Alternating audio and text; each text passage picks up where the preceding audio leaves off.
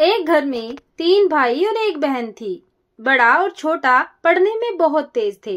उनके माँ बाप उन चारों से बेहद प्यार करते थे, मगर मझले बेटे से थोड़ा परेशान से थे। बड़ा बेटा पढ़ लिख कर डॉक्टर बन गया, छोटा भी पढ़ लिख कर इंजीनियर बन गया था, मगर मझला बिल्कुल आवारा और गंवार बन के ही रह गया। उसकी शादी हो गई। बहन और मझले को छोड़ दोनों भाइयों ने लव मैरिज की थी। बहन की शादी भी अच्छे घराने में हुई थी। आखिर भाई सब डॉक्टर इंजीनियर जो थे। अब मझले को कोई लड़की नहीं मिल रही थी। बाप भी परेशान और माँ भी। बहन जब भी मायके आती सबसे पहले छोटे भाई और बड़े भैया से मिलती, मगर मझले से कम ही मिलती थी, क्योंकि वह न तो कुछ दे सकता था और न ही वह जल्दी घर पे मिलता था। वैसे वह दिहाड़ी मजदूरी करता था।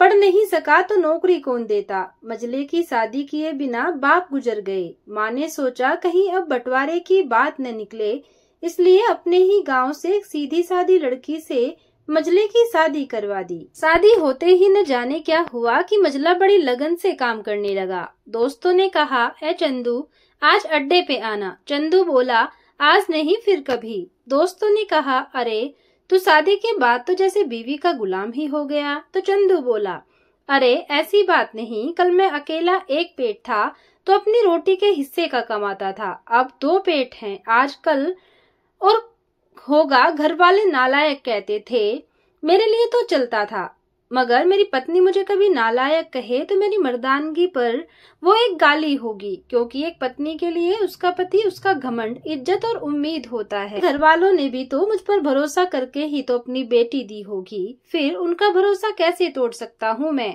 कॉलेज में नौकरी की डिग्री मिलती है और ऐसे संस्कार माँ बाप से मिलते हैं। इधर घर पे बड़ा और छोटा भाई और उनकी पत्नियां मिलकर आपस में फैसला करती हैं कि जायदाद का बंटवारा हो जाए, क्योंकि हम दोनों लाखों कमाते हैं, मगर मझला ना के बराबर कमाता है। के लाख मना करने पर भी बंटवारे की तारीख तय होती है।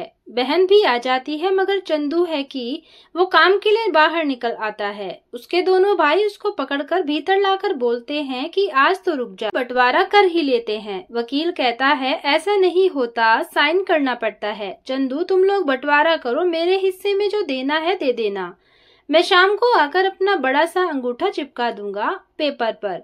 बहन, अरे बेवकूफ, तू गवार का गवार ही रहेगा, तेरी किस्मत अच्छी है कि तू इतनी अच्छी भाई और भैया मिले। माँ बोली, अरे चंदू, आज रुक जा, बंटवारे में कुल 10 बीघा जमीन में दोनों भाई 5-5 रख लेते हैं। चंदू को पुश्तैनी घर में छोड़ देते हैं। तभी चंदू जोर से चिल्लाता है, अरे फिर हमारी छुटकी का हिस्सा कौन सा है। दोनों भाई हंसकर बोलते हैं, अरे मूर्ख, बंटवारा भाइयों में होता है और बहनों के हिस्से में सिर्फ उसका मायका ही है। चंदू ने कहा, ओह, शायद पढ़ा लिखा न होना भी मूर्खता ही है। ठीक है, आप दोनों ऐसा करो, मेरे हिस्से की वसीयत मेरी बहन छुटकी के नाम कर दो। दोनों भाई चकित होकर बोलते हैं, और तू? चंदू बोला, माँ की ओर देख के मुस्कुरा के बोलता है, अरे हिस्से में माँ है ना। फिर अपनी बीवी की ओर देखकर बोलता है, मुस्कुरा के क्यों? चंदुनी जी, क्या मैंने गलत कहा? चंदुनी अपनी सास से लिपट कर कहती है, इससे बड़ी वसीयत क्या होगी मेरे लिए कि मुझे माँ जैसी सासू मिली और बाप जैसा ख्याल रखने वाला पति। बस यही सब थे जो बंटवारे को सन्नाटे में बदल दिया। बहन दौड़कर अपने गंवार भैया से गले लगकर रोते हुए कहती है कि माफ कर दो भैया मुझे, क्योंकि मैं समझ न सकी आपको। चंदू ने कहा, इस घर में तेरा भी इतना ही अधिकार है जितना हम सभी का।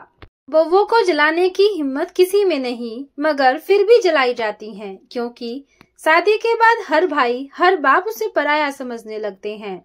मगर मेरे लिए तुम सब बहुत अजीज हो, चाहे पास रहो या दूर। माँ का चुनाव इसलिए किया ताकि तुम सब हमेशा मुझे याद आओ, क्योंकि ये वही कोख है जहाँ हमने साथ साथ 9 महीने गुजारे। माँ के साथ तुम्हारी यादों का भी मैं ख्याल रख रहा हूँ। दोनों भाई दौड़कर मझले से गले मिलकर रोते रोते कहते हैं, आज तो तू सच में एक बाबा लग रहा है। सबकी पलकों में पानी ही पानी, सब एक साथ फिर से रहने लगते हैं। तो दोस्तों, ये थी एक प्यारी सी कहानी। आपको कैसी लगी कमेंट करके जरूर बताना। कहानी को सुनने के लिए धन्यवाद।